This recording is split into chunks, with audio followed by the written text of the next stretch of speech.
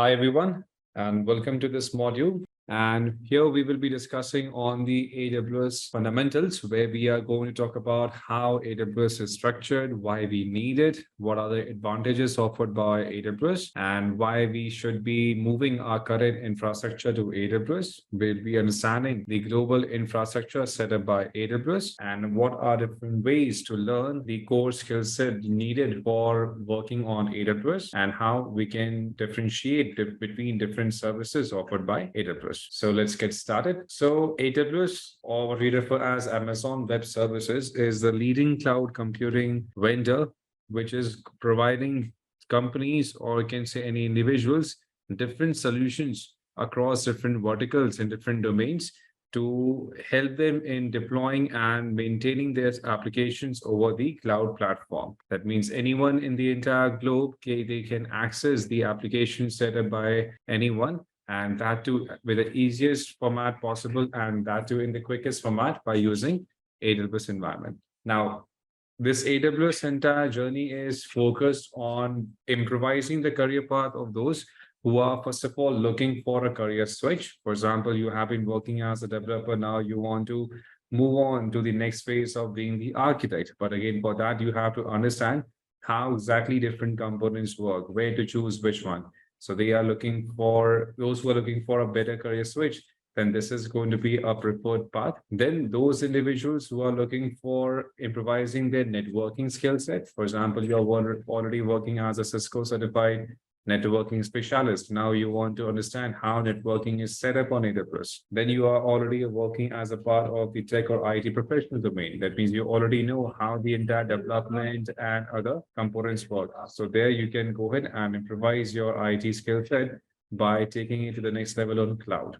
You may be expert in on-premise, but now it's time to move on to your application deployed on cloud. Then anyone who is interested in the cloud industry, you can be coming from any vertical, be it finance, retail, FMCG, aviation, the government sector. So those who are looking to move into the cloud industry, anyone who is focused on systems operations or network or on the cloud administrators, those who are already working, let's say maybe on some other cloud vendor or even a hybrid cloud, they can move into this domain.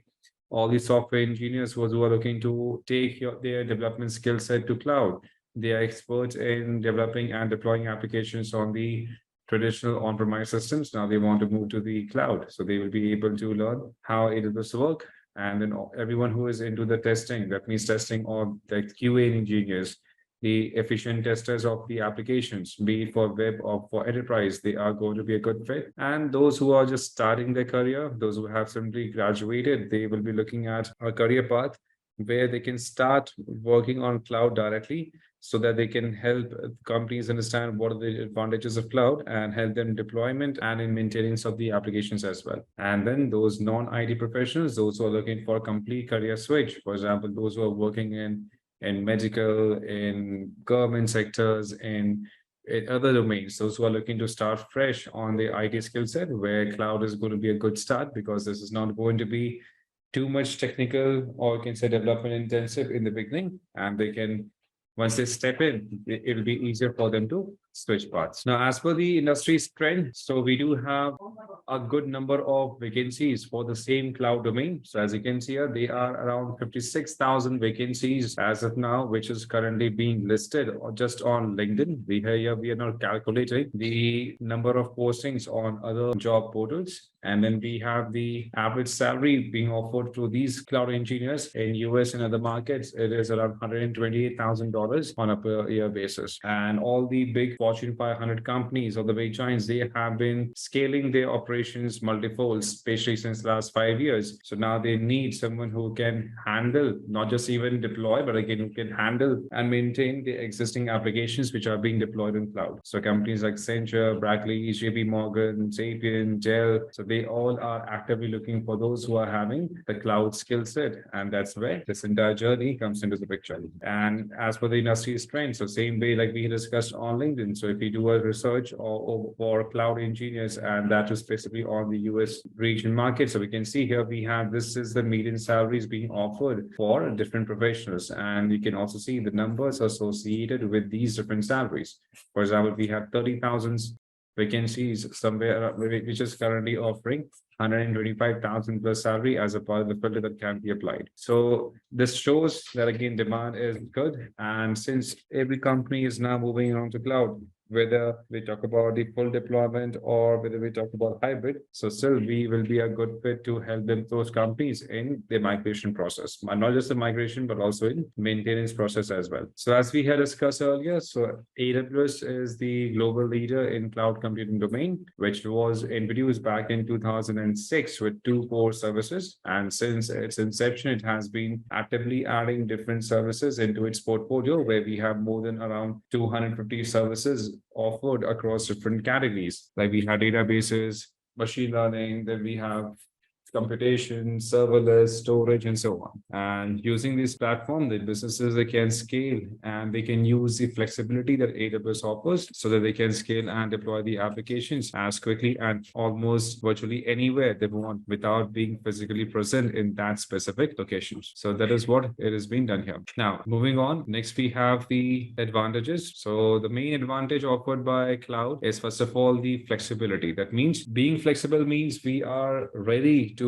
adapt to the current load or environment accordingly. For example, if we are going to need more servers, we should be able to add those servers. If you want to change the configuration of the servers after we deployed it, we can do it right away. There is no request that needs to be generated, no approval process or anything so on. So these are all going to be directly available. And that is what being flexible means. So we can deploy any kind of resource, we can choose any configuration we want, and we can switch to any other configuration the way we want. So these are all what we define as a part of. Then it is cost effective. That means here we have to pay exactly for the amount of time we are going to use the resource and what kind of resource we have deployed. We don't have to pay anything else apart from that. And this makes it highly flexible. That means we don't have to pay any kind of upfront cost. We can simply go in and make use of the resources. We can, if we consume our server, let's suppose for 1 hour, then we have to pay for 1 hour, nothing less, nothing more. Then we have scalability, where it simply allows us to scale up the resources and scale down the resources automatically. We need more number of servers, we can get it. We need more amount of storage, we can get it. We need more number of database instances, and that too across different data centers, we can get it. So we can always scale in and scale out the resources the way we want, and that is offered by cloud. And then we have security. So here we do have industry level certifications being offered here, both for encryption. We have multiple compliances that are being met. For example, we have HIPAA compliances for medical, for storage of the e-commerce based databases. So these are going to ensure that the resources are always secure. Our data, not just our data, but our customers' data is also highly secure, and there won't be any compliance issue whatsoever when we are going to store them. So these are all different, we can say, advantages offered by AWS Cloud as a whole. And AWS has been the global leader in cloud computing domain. As you can see, we have 33% of market share still held up by AWS, and AWS has retained the #1 position since its inception back in 2006, then followed by Azure having a market share around 21%, then followed by GCP, which is Google Cloud Product, having a market share of 7%, then IBM Cloud, Alibaba, Salesforce, Oracle Cloud, and so on. And worldwide cloud business is going to be around $36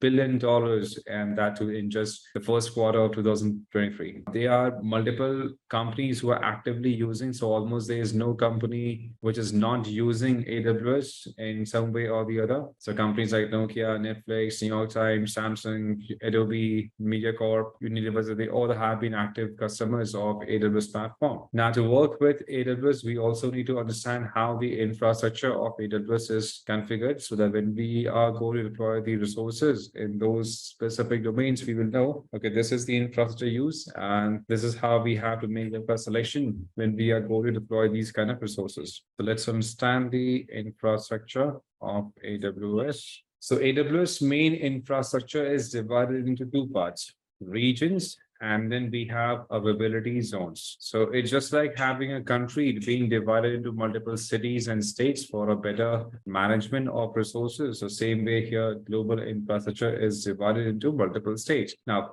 to see this as an example, let's say there is a user who is sitting here, suppose in Oregon. So now suppose if this user is trying to access data which is stored, let's suppose in Mumbai server in Mumbai. And first of all, this request has to be sent all the way from Oregon to Mumbai. And then Mumbai has to respond back. Mumbai is going to authenticate that request, authorize it, and then send the data back all the way from Mumbai to Oregon again. Now, this transfer of data is going to take a lot of time because they are physically far away located from each other. If we had users coming in and from and around Mumbai itself, then again, that means even with the same country, then there was not much of an issue. But since we have a user coming from different locations, especially those locations which are far away located, and this is going to be a big problem. So to rectify this kind of issue, AWS has set up multiple physical data centers all around the globe. And for its proper management, it has divided them into multiple regions and availability zones. It's just like having a country being divided into multiple states and cities. So we have a region by the name of North Virginia, we have the name of Oregon, California, Mumbai, Singapore, Sydney, and so on. So whenever we are going to deploy any application data in AWS, we have to pick a region in which we are going to deploy it. Because all resources are deployed as part of the region. And for some services, we even have to choose the availability zone in which we want to store the data. So we can say region is the biggest bifurcation of any specific, we can say data center. It is the biggest category, and then followed by multiple availability zone in these specific regions. And these zones, they contain the actual data center in which all the servers, storage devices, networking devices, they all are set up by AWS. That's how it is defined. So whenever we pick any specific region, whenever we deploy any resource, we have to choose a region in which we have to deploy it. And when we choose a region, we have to pick a zone, or the services go to choose a zone for us automatically. And then the actual data is always going to be deployed in the physical data center set up by this infrastructure. That's how it works. So to get more references, we can always refer to the additional link where we have AWS Global Infrastructure. So this is the official page where AWS keeps on updating the regions, the new availability zones and educations that they may have launched. So right now, as we speak, there are 32 launched regions available globally, having 102 availability zones. So the number keeps on changing as AWS keeps on adding more number of regions into its current portfolio. So we can always refer to this official link to get more insight, to get how many regions, how many new zones are being launched. And apart from that, we do have something called as points of presence that we refer as edge locations. So these are mostly used for CDN, that is content or delivery network. So a content delivery network is used for making sure that again, our data remains cached in multiple edge locations, which can be accessed as quickly as possible by the end users. Something that we are going to talk about in our CloudFront discussions. So this is how the entire infrastructure of AWS is divided. And whenever we have to choose any region, and we have to choose a region which is going to be closer to our end users so that we can offer them the least amount of latency as possible. Now, in terms of the networking, so first of all, we do need to know some basic diagrams and the concept of computing, like we have the shell scripting, we need to know basics of how exactly the networking works. Now here, we don't have to go in advance. Here, just the basic knowledge of these components are going to be more than enough required. And then we have to be aware on the AWS services, how the service for computation is defined, how the service for database is defined, how we can work with the serverless environment, how we can work with NoSQL, SQL-based databases, and so on. So these all components are going to be needed here. And then we can also refer to the exam guide and white papers to understand multiple use cases, because again, even in terms of certification, multiple questions are all going to be scenario based. So it's better to have an understanding of how different use cases are defined. And that's how we are going to take it further in this entire journey. Now, there are more than 200 plus services offered by AWS, and that is spread across different categories. Like, for example, here we can see we have category, like we have computation, where we have resources that we have EC2, Lambda, we have Lightsail. So these are all services offered for performing the computation task. And then we do have services like we have storage, where we have EBS, we have EFS, FSX, we have the S3 as a storage. Then for databases, we have services like we have RDS. For NoSQL, we have DynamoDB. And then for migration, we have application migration services. We have database migration services, so that we can migrate the entire data set, we can migrate the application, we can migrate the servers, both from on-premise to one cloud to another as quickly as possible. Then we have services for networking, where we have VPC, we have CloudFront, For developer tools, we have the Cloud CDK, we have the CDN, we have the Cloud9 servers, we have Lambda. So again, these are all used for multiple development. Then we have management tools where we can work with organization. We have the concept of IAM for better security. For media services, we have Media Store.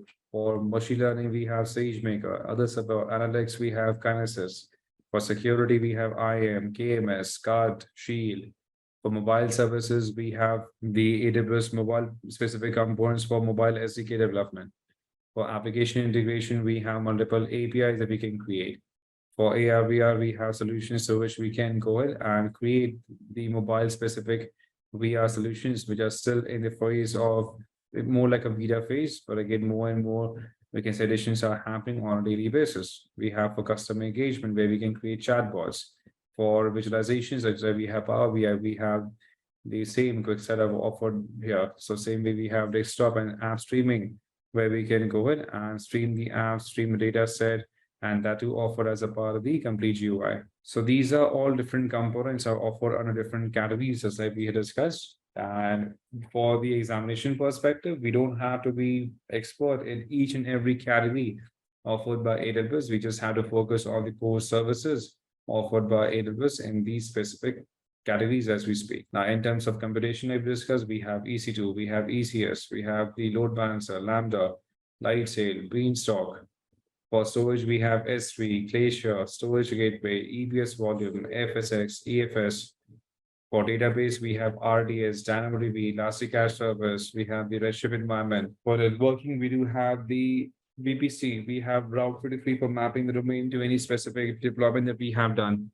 And then we have Direct Connect for a direct fiber connection from our on-premise servers to cloud. And then we have CloudFront. For security, identity, and compliances, we have IAM, KMS, Cognito. Then we have the WAF-based servers that we can work with. Same way for management tools, we have CloudWatch, CloudFormation, auto scaling, CloudTrail, we have OpsWorks. So mostly tools which help us in automation or different tasks. And then we do have the other services that we are going to talk about as we proceed further. So thank you so much for watching this module, everyone. See you all in our next module. Thank you.